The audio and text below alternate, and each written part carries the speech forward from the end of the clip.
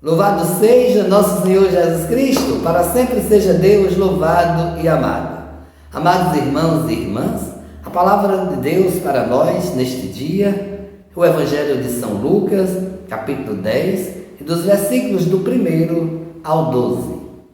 O Senhor escolheu outros 72 e enviou-os 2 a 2 à sua frente, a toda cidade e lugar para onde ele mesmo devia ir. E dizia-lhes: a colheita é grande, mas os trabalhadores são poucos. Pede, pois, ao Senhor da colheita que mande trabalhadores para a sua colheita. Eis que vos envio como cordeiro para o meio de lobos. Não leveis bolsa, nem sacola, nem sandália, e não vos demoreis para saudar ninguém pelo caminho. Em qualquer casa em que entrardes, dizei primeiro: a paz esteja nesta casa. Se ali morar um amigo da paz, a vossa paz repousará sobre ele, senão ele retornará a vós. Permanecei naquela mesma casa, comei e bebei do que tiverem, porque o trabalhador tem direito a seu salário. Não passeis de casa em casa.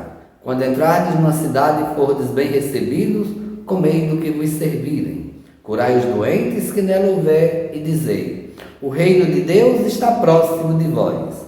Mas quando entrardes numa cidade e não fordes bem recebido, saindo pelas ruas dizei: até a poeira de vossa cidade, que grudou aos nossos pés, sacudimos contra vós. No entanto, sabei que o reino de Deus está próximo. Eu vos digo, naquele dia, Sodoma receberá sentença menos dura do que aquela cidade. Palavra da salvação. Glória a vós, Senhor. O episódio de 72 discípulos traz para nós também esta grande referência, que Jesus continua enviando discípulos. Naquele tempo, Jesus enviava os discípulos de 2 a 2 para preparar o caminho, para preparar os lugares em que ele ia passar. Hoje também os discípulos são enviados também para preparar o caminho, para anunciar o reino de Deus. Ainda há muitos corações que Jesus precisa entrar, que Jesus precisa passar. Há muitas vidas que ainda não conhecem Jesus. Jesus precisa passar nesses lugares. Jesus precisa passar em muitas vidas que ainda não conhecem Jesus. O anúncio é o mesmo, o reino de Deus. Também a perspectiva de hoje é anunciar agora a segunda vinda do Senhor. O Senhor está voltando. E é preciso que todos conheçam e façam a experiência com Jesus para participar desta plenitude da vida do Senhor, para subir com Ele, para estar no céu. Por isso a nossa missão hoje, ela é muito mais exigente, ela nos compromete muito mais, porque temos que anunciar o reino e a espera da segunda vinda do Senhor.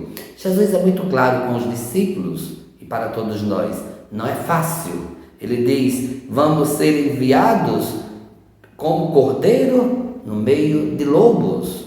Nós estamos enviados em missão e sabemos das dificuldades, daqueles que também querem nos destruir, daqueles que querem nos eliminar, que querem nos afastar da nossa missão. Iremos encontrar as dificuldades. Mas Jesus nos ensina a disponibilidade ao serviço, o desprendimento aos bens materiais. Jesus nos ensina a escutar. Jesus nos ensina a saudar com a paz aqueles que encontramos pelo caminho.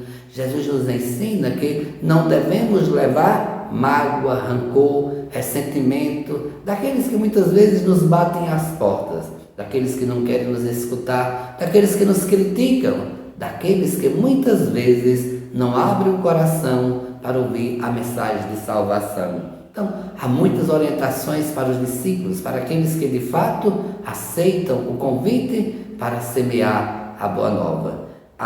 Isso ainda é muito forte para nós. A colheita é grande, mas os trabalhadores são poucos. Sabemos o quanto ainda temos que fazer, mas também sabemos o quanto somos limitados.